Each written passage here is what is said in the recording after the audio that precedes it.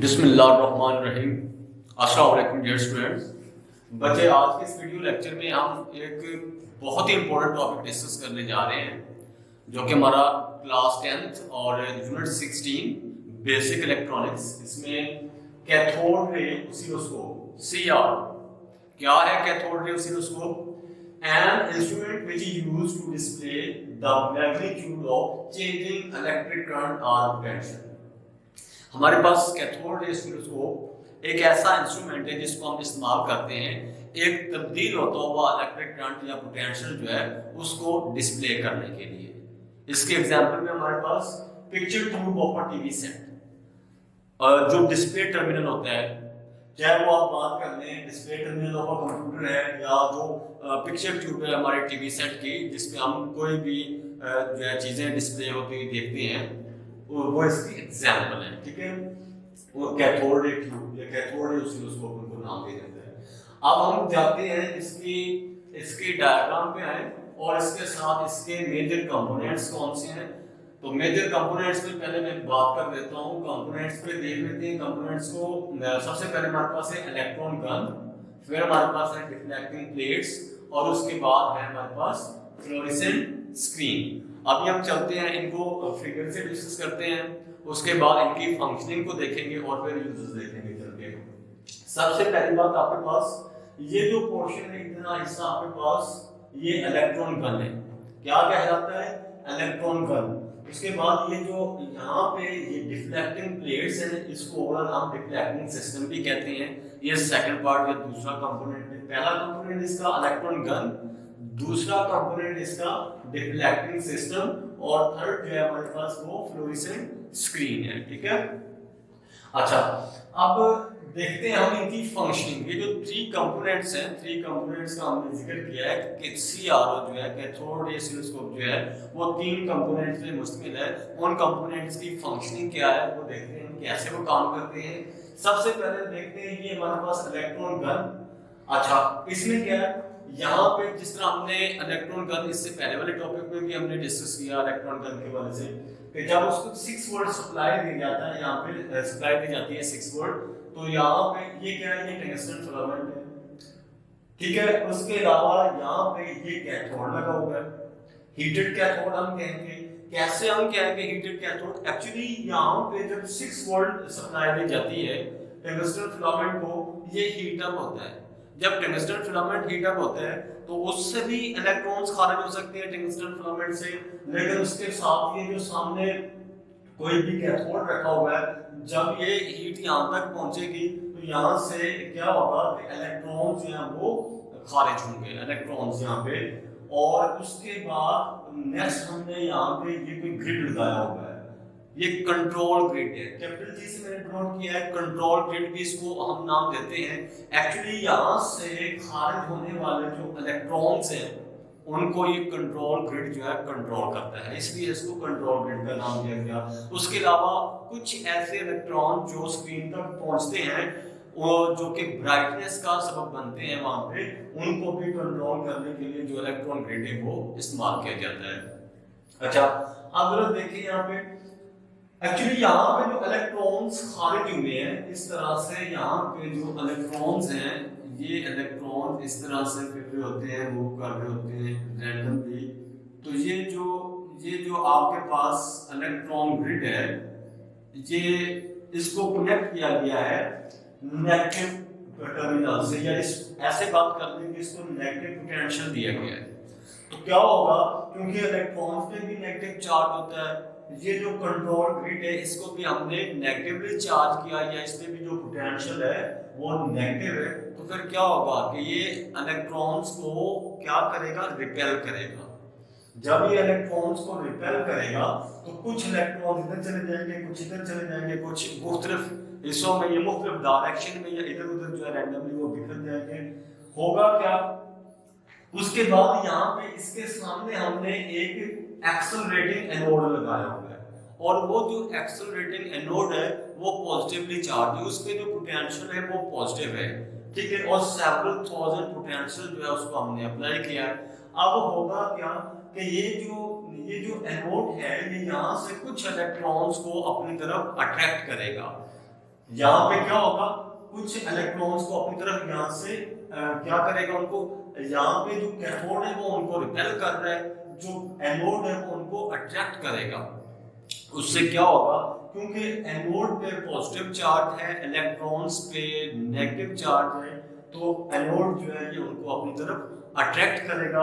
यहाँ से कुछ इलेक्ट्रॉन जो है वो एक्सेलरेट होंगे, कुछ इलेक्ट्रॉन जब एक्सेलरेट होंगे तो होगा क्या कि वो एक फाइन बीम की सूरत में यहाँ से गुजरेंगे, यानी जब एनोड से गुजरेंगे तो एक फाइन बीम की सूरत में वहां से गुजरेंगे। वो जिस तरह यहाँ पे आपको ये डॉटेड लाइन से दिखाया गया है कि ये बीम ऑफ इलेक्ट्रॉन है और ये बड़ा ही तेजी के साथ यहाँ से आते हैं, एक्सेलरेट होते हैं आगे की तरफ। तो ये हिस्सा जो था हमारे पास ये इलेक्ट्रॉन गन कहलाता है। इसके बाद नेक्स्ट हमारे पास है डिफ्लेक्टिंग सिस्टम, जो कि दो डिफ्लेक्टिंग प्लेट्स पे मुश्तमिल होता है। कुछ प्लेट्स जो है हॉरिजॉन्टल रखी गई है, कुछ जो है एक पेयर जो है वो हॉरिजॉन्टल रखा गया है और एक पेयर ऑफ प्लेट जो है उसको वर्टिकल रखा गया है। डिपेंड करता है कि हमने डिफ्लेक्शन जो है वो किस तरह से करवाना है। यहाँ पे इलेक्ट्रॉन जो है वो गुजरते हैं, तो ये एक पेयर जो है इनको जब हमने वर्टिकली डिफ्लेक्ट करवाना होता है इलेक्ट्रॉन्स को, यानी हम चाहते हैं कि जब स्क्रीन पे ये इलेक्ट्रॉन्स पहुंचते हैं वहां पे जो स्पॉट्स हमने डिफ्लेक्ट करवाने हैं, स्पॉट्स जो बनेंगे, हम चाहते हैं कि इलेक्ट्रॉन्स को हम डिफ्लेक्ट करवाएं। अगर हम वर्टिकली डिफ्लेक्शन चाहते हैं तो फिर हॉरिजॉन्टल प्लेट्स जो है वो पेयर इस्तेमाल किया जाता है, वो यहाँ पे रखा गया है। इसी तरह से नेक्स्ट स्टेप में हम जाएं तो हमारे पास एक पेयर जो है वो वर्टिकल प्लेट्स जो है, जब हमने प्लेट्स फॉर वर्टिकल रिफ्लेक्शन, इसी तरह से प्लेट्स फॉर हॉरिजॉन्टल डिफ्लेक्शन, कि अगर हमने हॉरिजॉन्टली डिफ्लेक्ट करवाना है उन स्पॉट्स को, उन इलेक्ट्रॉन्स को, तो फिर जो प्लेट्स हैं उनको वर्टिकल रखा जाता है। इसी तरह से अगर हमने उनको वाई एक्सिस पे डिफ्लेक्ट करवाना है या वर्टिकल डिफ्लेक्ट करवाना है इलेक्ट्रॉन्स को, तो फिर प्लेट्स को हॉरिजॉन्टल रखा जाता है। उसके बाद इन पेयर ऑफ प्लेट्स से गुजरने के बाद, जो कि हॉरिजॉन्टल या वर्टिकल डिफ्लेक्शन के लिए इस्तेमाल होती है, इनसे गुजरने के बाद जब ये इलेक्ट्रॉन्स इस स्क्रीन पे पहुंचते हैं तो ये जो screen fluorescent screen, third component जो है हमारे पास वो फ्लोरेसेंट स्क्रीन है। जब यहाँ तक पहुंचेंगे इलेक्ट्रॉन जब यहाँ पे पहुंचेंगे तो चूंकि ये फास्फोरस की बनी होती है, ये जो स्क्रीन है इसकी फ्लोरेसेंट स्क्रीन जिसको हम नाम दे रहे हैं, ये फास्फोर की बनी होती है, तो ये एक ऐसा मटेरियल है जब इस पे इलेक्ट्रॉन्स की हिटिंग होती है या इलेक्ट्रॉन्स की बम्बार्डमेंट होती है तो उसके नतीजे में ये ग्लो करती है। जब ये ग्लो करेगी तो फिर हमें जो है वहां पे नजर आएगा, कोई भी वेव फॉर्म को अगर हम देखना चाहते हैं या कोई दूसरा कोई पिक्चर है, कोई भी चीज जो है वो हम वहां पे डिस्प्ले कर सकते हैं। जिस तरह हम ऑलरेडी बात कर चुके हैं कि हमारा जो picture tube of TV set या display terminal of our computer है, उनके अंदर किसी भी चीज को जो है अगर डिस्प्ले करना है, किसी हार्टबीट को डिस्प्ले करना है या दूसरे वेव फॉर्म को डिस्प्ले करना है, तो ये सारी चीजें जो है वो हम देख सकते हैं। उसके अलावा इसके अंदर यहाँ पे जो स्पॉट्स पहुंचते हैं मींस के वो स्पॉट्स इलेक्ट्रॉन्स के नतीजे में बनते हैं, उनको हम देख सकते हैं कुछ इस तरह से भी कि जो कंट्रोल ग्रिड है एक्चुअली वो इलेक्ट्रॉन्स को कंट्रोल कर रहा होता है। अगर हम यहाँ पे ज्यादा नेगेटिव पोटेंशियल इसका रखेंगे, ये इसका जो है कंट्रोल ग्रिड का, जब इसका पोटेंशियल ज्यादा नेगेटिव होगा तो जो ये इलेक्ट्रॉन को रिपल्शन इसकी या जो इलेक्ट्रॉन्स को ये रिपेल कर रहा है वो भी ज्यादा करेगा, जिसके नतीजे में जो एक्सलेट होने वाले इलेक्ट्रॉन्स हैं या स्क्रीन तक पहुंचने वाले जो इलेक्ट्रॉन्स हैं वो कम होंगे, ठीक है, जिसके नतीजे में वहां पे ब्राइटनेस कम होगी। अगर हम बात करें कि इसका पोटेंशियल जो है वो हम कम रखते हैं, मींस की जो नेगेटिव पोटेंशियल हमने कंट्रोल ग्रिड को दिया हुआ है, अगर हम वो कम रखेंगे तो उससे होगा क्या कि सामने जो है वो एक्सेलरेटिंग एनोड है जो कि पॉजिटिव चार्ज का हमल है, और जब वहां तक उसका अट्रैक्शन ज्यादा होगा इलेक्ट्रॉन्स को, जब इलेक्ट्रॉन को ज्यादा अट्रैक्ट करेगा तो ज्यादा से ज्यादा इलेक्ट्रॉन यहाँ से गुजरेंगे। तो इसका मतलब ये है कि डिफ्लेक्टिंग प्लेट से गुजरने के बाद स्क्रीन तक पहुंचने वाले जो इलेक्ट्रॉन्स हैं जब उनकी तादाद ज्यादा होगी तो फिर वहां पे बनने वाले जो स्पॉट्स होंगे वो भी ज्यादा होंगे, तो वहां पे जो ब्राइटनेस होगी वो भी ज्यादा होगी।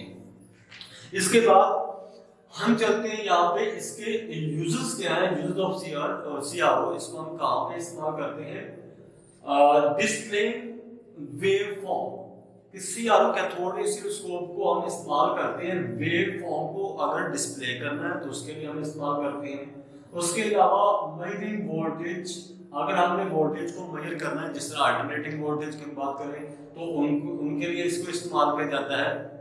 उसके अलावा अगर हम बात करें रेंज फाइंडिंग तो उसके लिए इस्तेमाल किया जाता है इसको, जिस तरह के इको मेथड, वो जो समुद्र की गहराई मालूम करने के लिए ट्रांसमीटर की मदद से जो है वो भेजी जाती है अल्ट्रासोनिक्स, और उसके अलावा जब वो टकरा के वापस आती है तो फिर रिसीवर से उनको कलेक्ट करके बाद में उनको स्टडी किया जाता है, ऐसे स्क्रीन पे उनको डिस्प्ले करके देखा जाता है, जिसके नतीजे में क्या है कि समुद्र की गहराई का अंदाजा लगाया जाता है।